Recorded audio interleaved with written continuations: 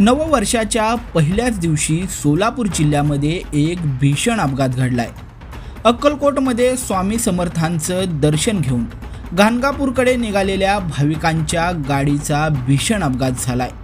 Scorpio car आणि Eicher ट्रकची समोरासमोर धडक झाली आहे। दरम्यान अक्कलकोट जवळील मैंदर्गी जवळ हा भीषण अपघात झालाय। या अपघातामध्ये 4 जणांचा मृत्यू झाला असून मृतांमध्ये 2 महिला आणि 2 पुरुषांचा समावेश आहे। तर या अपघातामध्ये 7 ते 8 जण गंभीर जखमी असल्याचं समजतंय। नवीन वर्षाचं औचित्य साधून राज्यभरामध्ये अनेक भाविक हे देवदर्शनासाठी जात असतात। त्यामुळे आज 1 जानेवारी रोजी संपूर्ण राज्यातील प्रमुख देवस्थानांमध्ये दर्शनासाठी भाविकांची मोठी गर्दी झाल्याचं पाहायला मिळालं। त्यातच अक्कलकोट येथे स्वामी समर्थांचं दर्शन घेऊन गाणगापूरला जाताना भाविकांचा भीषण अपघात झाल्यामुळे सध्या हळहळ व्यक्त होतीये। दरम्यान हे सर्व भाविक नांदेड जिल्ह्यातील असल्याची माहिती मिळते।